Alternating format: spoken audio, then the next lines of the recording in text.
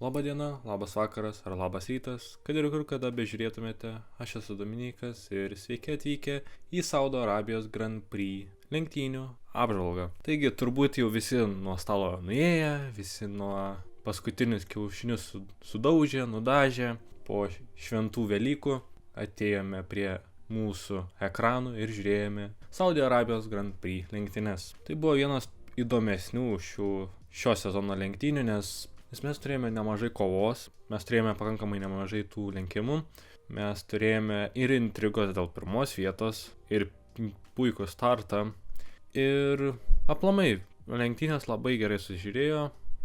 Aišku, Bahreinas buvo vis tiek įdomiau, bet ar ten Australija, bet taip turėjome pakankamai neblogas lenktynės ir ganėtinai praturtino šią nuostabią Velykų dieną. Taigi mano įsimintiniausias momentas iš šių lenktynių būtų pats startas. Po apšilimo rato turėjome labai greitą įjungimą. Buvo 1, 2, 3, 4, 5 ir bam, šviesos įsijungė. Tai šiek tiek nustebau ir šiek tiek dar labiau supratau, ant kiek talentingi yra mūsų lenktynininkai, kad taip greitai sureaguoti, net aš pats taip nesitikėjau tokio greito išjungimo tų. Ir iš karto Maxas Verstappenas pakankamai gerai startavo, bet Oskaras Piastri dar geriau startavo ir jisai įgavo pranašumą, turėjo tą vidinę liniją ir aplenkė jį ties pirmų posūkių. Bet Verstappenas nenusileido ir jis kirto kampą ir perėmė lyderio poziciją šiose lenktynėse. Taigi turime pirmą klausimą apie tai, ar ne Maxo ego pakišo jam koją. Bičas galėjo praleisti Piastri ir negauti 5 sekundžių baudos. Dalykas tas yra, kad patys Red Bull tikėjosi ir manė, kad jie buvo teisūs ir kad tas vadinamas Apexas jų buvo jų pusėje. Ir dėl to turėjo Maxas visą teisę pasilikti tą poziciją. Ir dėl to neatidavė tos pozicijos, bet kam pamatėme po to, kad jis buvo gavo tą 5 sekundžių baudą, kuri kainavo jam visą lenktynių pergalę. Nes Red Bull šitoje trasoje turėjo gerą bolidą ir turėjo greitą bolidą ir turėjo bolidą, su kuriuo buvo galima laimėti lenktynes. Todėl, žiūrint į visą sezono paveikslą, aš manau, kad šitas savaitgalis yra toks šioks toks nusivylimas ir kur jeigu pritrūkstų taškų toje kovoje dėl titulo vairuotojų paskutiniais sezono momentais, aš manau, atsižvelgsime į šitą ir matysime, kad čia turėjo Maxas laimėti. Jam po to nepavyko atsigriebti po to pitstopo ir tada, jisai priartėjo, buvo beveik 3 sekundės galiausiai rezultatas, bet vis tiek Piastri perėmė tą momentumą, perėmė poziciją ir laimėjo lenktynes. Tai aš manau, kad ne Maxo ego pakišo jam koją, o pakišo tiesiog Red Bull, tikėdamasi, jog jie buvo teisūs ir jie turėjo visą teisę atiduoti poziciją ir būtų tas praradimas, kaip pamatėme po saugos automobilio, žymiai menkesnis. Ir Verstappenas turėjo tempo, bet tas, kaip pamatėme, jog padangų degradacija ir patys bolidai šioje trasoje, tokioje kondicijoje buvo labai lygus. Tai aš manau, kad tas praradimas buvo šiek tiek per didelis 5 sekundžių ir Maxui nepavyko išsiplėtoti ir laimėti lenktynių. Toliau, kas įvyko, tai ties 3 ir 4 posūkių, tiksliai nežinau, kaip ten traktuojasi, turime kitą klausimą apie incidentą, kuris iššaukė saugos automobilį.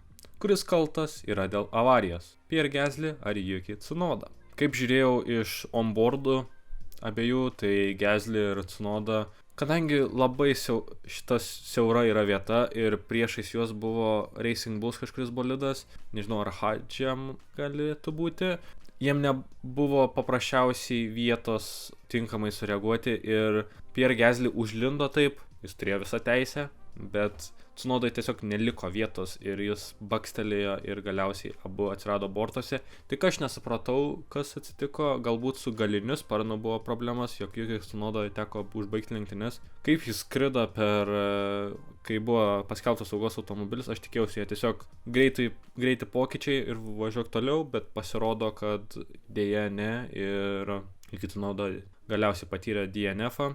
Tai Aš manau, čia yra tiesiog lenktynių incidentas ir nieko daugiau. Taigi pereiname prie lenktynių rezultatų. Pirmas yra Oskaras Piastri, nugalėjęs lenktynės, tai kaip ir aptariau, turėjo labai puikų startą, po to dėka tos 5 sekundžių nuobaudos atsidūrė po pit stopo prieš Verstappeną ir tada švaraus oro pagalba jam pavyko puikiai išlaikyti tą tempą ir nugalėti ramiai lenktynes. Ir trečia pergalė šiame sezone ir perimtas vadžias iš Lando Norriso vairuotojų įskaitoje. Aš manau, jog turime stiprų pretendentą.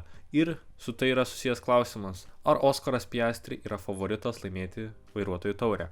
Dėl favorito statuso aš nežinau, nes dalykas tas, kad mes nežinome, kaip viskas susiklostys po Ispanijos Grand Prix, kuris pagal gandus turėtų būti milžiniškas šiem automobiliams ir kadangi tam keičiasi šiek tiek reglamento dalykai, todėl keičiasi ir šiek tiek automobiliai, būtent dėl tų besilankstančių sparnų. Tai aš tiksliai nežinau, koks bus tada, bet kol kas, žiūrint į dabartinę formą, žiūrint kaip dabar atrodo automobiliai, manau, kad Oskaras Piastri turi visas galimybės, turi mentalitetą, turi greitį, turi kvalifikacinę formą, turi tiek kovos, tiek automobilį po savim laimėtis vairuotojų taurę. Ir aš manau, dabar žiūrint, kokį dabar turi pranašumą McLaren, jis yra nedidelis, bet jį vis tiek turi. Aš manau, kad būtų labai blogai ir aš padarysiu apie tai video, kad McLaren praloštų šitą taurę ir praloštų. Konstruktoriai jie nepraloš, bet vairuotojai jie gali pralošti ir aš manau, jam būtų didžiulis minusas pralošti šitą taurę. Tai kol kas, kaip atrodo Norrisas ir Norris aš tikiu mažiau, Piastri mano yra favoritas laimėti šią taurę, bet žiūrėsim, kaip bus po Ispanijos Grand Prix. Taigi, antras buvo Maxas Verstappenas. Kaip ir aptariau viską, tas 5 sekundės nuobauda ir viską nulėmė. Galiausiai jisai prisibandė vytis, bet tiesiog pritrūko laiko. Trečias Charlesas Leclerc'as. Įspūdingos Leclerco lenktynės, tikrai nesitikėjau iš tokio rezultato. Jis kažkaip atrodė, bent jau iš treniruočių ir kvalifikacijoje, Ferrari atrodė pakankamai tokie atitrūkę nuo to Verstappeno ir McLaren tandemo, maždaug lygiai su Mercedesais. Buvo sunku tikėtis podiumo, bet Leclerc'as puikiai tą pirmą stintą išlaikė, gavo šviežio oro ir tas švarus oras buvo didelis privalumas šiose lenktynėse. Ir tai dadėjo prie Oskaro Piastri pergalės. Tai aš manau, Leclerc'as pasirodė puikiai, 8 sekundės tik iki lenktynių lyderio, nugalėtojo. Tai yra įspūdingas rezultatas Ferrariam ir tai yra labai pozityvus rezultatas Ferrariam ir aš manau, kad toliau jie atsiveš tam tikrus upgrade'us ir bildins ant to momentumo, toliau tobulės.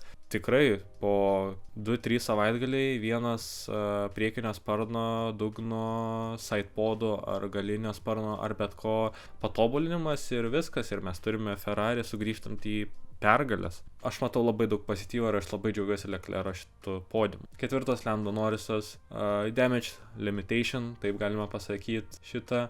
Geras startas, po safety caro buvo 8, po to buvo labai gera strategija pradėti kietomis padangomis, apsilenkė Russellą, išliko ilgai, tada pasikeitė padangas, galiausiai prisivijo Leclerc'ą, bet buvo per vėlu ir per ilgai ir Leclerc'o puikia strategija neleido Norrisui pasiekti podiumo. 5 Russellas ir 6 Antonelli. Mercedesai atrodė pakankamai prastai palyginus su tai, ką rodė praėjusiuose savaitgaliuose. Russellas bandė dar pakovoti, bet matėsi, kad kvalifikacijoje Mercedesai buvo išties įspūdingi. Russellas ten kosminį ratą parodė vakar, bet atėjus lenktynėms yra kur kas sudėtingiau ir nepavyko Russellui išlaikyti tos 3 vietos ir teko patirti Leclerc'o ir Norriso pranašumo šioje kovoje. Tai 6 Antonelli, taip pat tokios antoneliškos dabar, pasakykime, lenktynės, kurias pozicijai kvalifikuojasi, tokio ir yra, pakovoja su Hamiltonu, pakovoja gal su dar kažkuo, bet toliau atneša stabilius rezultatus ir man labai patinka šio jaunuolio stabilumas ir labai džiaugiuosi šio jaunuolio stabilumu ir kaip jisai progresuoja ir tikrai deda tinkamas viltis Toto Wolffas į šį jaunuolį. 7 Lewisas Hamiltonas pakilo šiek tiek vieną poziciją. Visą savaitgalį jam buvo keblumų, visą savaitgalį jisai skundėsi ir lenktynėse atrodo, jog jis atrado kažką, atrado šiek tiek tempo, bet galų gale, 31 sekundė buvo atsilikta nuo komandos draugo. Aš manau, tai nėra geras rezultatas, bet 7 vieta irgi stabiliai, bet matėsi iš pačių pirmų treniruočių, kad Hamiltonas šį savaitgalį tai nėra jo trasa, kaip aš galbūt tikėjaus savo spėjimas. 8. Carlosas Sainzas ir turime su Carlosu Sainzu susijusį klausimą. Ar Carlosas Sainzas pagaliau sugrįžo į formą? Aš manau, jis jau buvo sugrįžęs Bahreine, kvalifikacijoje, tik tai jam nepasisekė su Tsunoda ir jisai ten patyrė tam tikrą avariją. Aš manau, jog jo šitas smooth operation, kurį įvykdė su Albonu, aplamai šitas master planas, kaip gerai pasisekė Williams, ir jie dar vieną savaitgalį, kur pelno taškus, ir jie tokie labai stabilus, tikri, ne taip kaip Haas, kur jie iššauna ir vėl vieną savaitgalį ir vėl iššauna. Williams yra labai stabilus, jie susirenka kad ir 2, kad ir 4 taškus, bet labai džiugu dėl šitos komandos ir kad Sainzas pakliuvo į geriausiai šitų visų opcijų, kurie jam buvo prieš šį sezoną.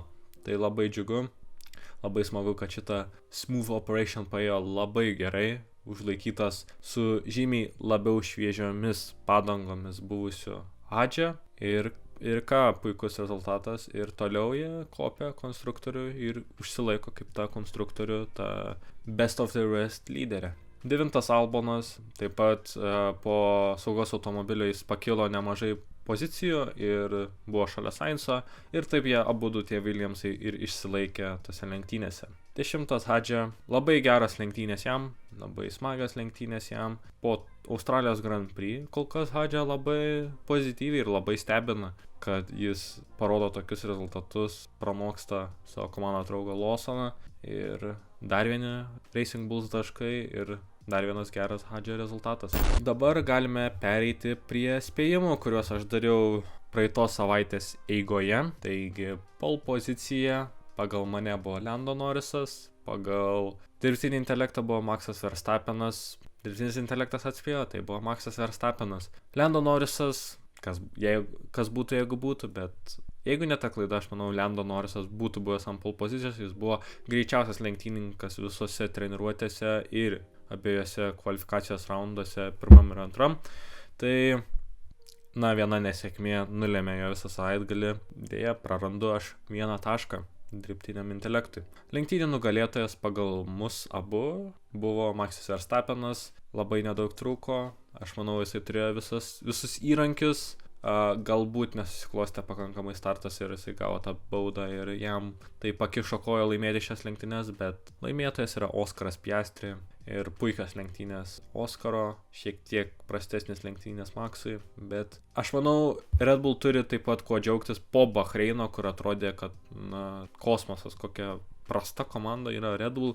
Dabar šičia Saudo Arabijoje, Džedoje, aš manau, kad jie išsinešė labai daug pozityvo tolimesniam darbui šiame sezone ir Maxas Verstappenas galėjo laimėti, turėjo šansus, bet Oskaras Piastri buvo tiesiog pranašesnis. Savaitgalio pažiba pagal mane buvo Lewisas Hamiltonas, tikrai ne. Hamiltonas tikrai buvo prastas šį savaitgalį ir Yuki Tsunoda irgi ne, nors pateko ir buvo pakankamai geras kvalifikacijoje, bet už DNF-ą niekas savaitgalio pažibos nepelno. Tikroji savaitgalio pažiba turi 2 variantus, tai būtų Charles Leclerc'as arba Isaacas Hadže. Abu puikiai pasirodė. Charles Leclerc'as pirmas sezono podiumas, 8 sekundės tik iki race leado, tai yra labai gerai, turint omeny, kad buvo toks ilgas stintas ant tų mediumų, ir aš manau, kad puikiai susidorota su lenktynėmis, puikiai išnaudotas abi padangos ir parodė tikrą Ferrari tempą ir pirmas sezono podiumas, ką galiu pasakyti. Charles Leclerc'as tikrai nusipelno šios savaitgalio pažibos, kaip ir Isaacas Hadže taip pat nusipelno, buvo išties puikus, bandė pakovoti, bet Williams tiesiog komanda buvo abiejų pastangomis pranašesnė. Savaitgalio dugnas pagal mane buvo Estebanas Okonas, toks labai vidutinis Okono, nepavyko jiem vėl, bet jie vėl pakilo, Okonas 14, Biermanas 13, tai Haasai vėl pakilo, matosi, kad jie turi lenktynėse pranašumą, bet tokioje trasoje kaip Džedoje, kur lenkimas yra sunkesnis, kur padangų degradacija yra mažesnė, pasikliauti vien tik tai savo automobiliu lenktynių distancijoje ir visiškai nekreipti dėmesio į kvalifikaciją, yra prastas, bet sezono eigoje, aš manau, šitos strategijos tu gali išlošti daug daugiau. Tai taip pat galėjo pasitaikyti saugos automobilis ir ten Okonas ir Biermanas laikėsi vienu momentu pakankamai aukštai, tai galėjo ir taip nutikti, bet galiausiai 13-14 vieta, aš manau, yra neblogas rezultatas ir tikrai ne savaitgalio dugno Esteban Okono atveju. Savaitgalio dugnas pagal dirbtinį intelektą buvo Liamas Lawsonas, taip pat ne, 12, pagaliau sugeba kažką išspausti iš šio automobilio, pagaliau sugeba sugrįžti į savo praėjusių metų vėžes. Ir 12 pozicija po baudos, kurią gavo už tą lenkimą ant Džeko Dūchano, jeigu neklystu. Tai prisidėjus 10 sekundžių, jis būtų finišavęs 11 ir aš manau, kad tikrai nenusipelno šio titulo.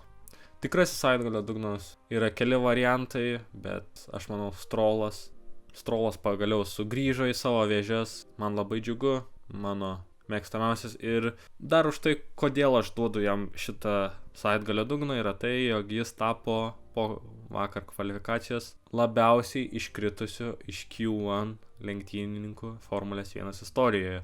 Tai bravo Lensui Strollui, tai yra jo apdovanojimas, aš sakyčiau, gal net mes šitą apdovanojimą šitą Q1 tiesiog pavadinom Lensu Strollu ir taip, tai jo titulas, aš džiaugiuosi, savaitgalio dugnas, aš manau, kito sezono mes vadinsim tiesiog Lenso Strollo apdovanojimu. Tai va, pereinant prie savaitgalio komandos, mes abu sakėme Racing Bull su dirbtiniu intelektu, bet tikroji savaitgalio komanda. Racing Bulls, beje, Hadžio taškai, aš manau, mes buvom pakankamai arti, buvo pakankamai jie stiprus, kvalifikacija nepagelbėjo ir tiesiog būtų aukščiau kvalifikavęsi, būtų, manau, pranokę Williams. Tai dėja, bet savaitgalio komandos yra būtent Williams. Tai va ta smooth operation Carloso Sainzo gale su ta DRS pagalba Aleksandrui Albonui, kad jisai neaplenktų ir pelnyti 6 taškai super iš Williams pusės, toliau jie susirenka tos taškus ir toliau jie parodo save kaip tie geriausi iš tų likusių 6 komandų. Ir galiausiai dugninė komanda Aston Martin ir Alpine mes sakėme ir aš manau, jog mes abu gauname po tašką Aston Martin ir Alpine. Alpine, Gasly DNF, o ir Dūchanas 17, manau, yra tikrai labai prastai, bet aš manau taip pat ir Aston Martin buvo prastai, Strollas absoliučiai niekur, gerai, kad į bortus nenuvažiavo, ir Alonso irgi absoliučiai niekur, bandė pakovoti, bet ten, nebuvo jokių šansų ir tas automobilis yra tragiškas ir aš manau, Fernando Alonso tiesiog sugniaužęs kumščius laukia to 2026, nes dabar atrodo baisiai prastai ši komanda. Taigi, ačiū, kad žiūrėjote, ačiū, kad klausėte mano šitų vėlyvų paistalų apie Formulės 1 lenktynę Saudo Arabijoje. Pasiekite mane Instagrame, ten buvo vakar nuspręsta, kad keisiu šiek tiek formatą savaitgalio savo apžvalgų. Vietoj kvalifikacijos video aš pagalvojau alternatyvas ir ten sekėjai nusprendė, jog turėsime Reelsą, tiesiog bus Reelsas arba Shortsas šiame kanale. Na, o vietoj to kvalifikacinio video aš savaitės eigoj, turbūt kiekvieną savaitę arba kas antrą savaitę žiūrėsiu pagal savo galimybės, išleisiu tokį video essay tipo video, kur nagrinėsiu tam tikrą klausimą, tam tikrą Formulės 1 aktualiją ir taip praplėsiu savo turinį. Tai va, tai ačiū, kad žiūrėjote, paspauskite like mygtuką, pasubscribinkite ir susitiksime kitą kartą. Ate.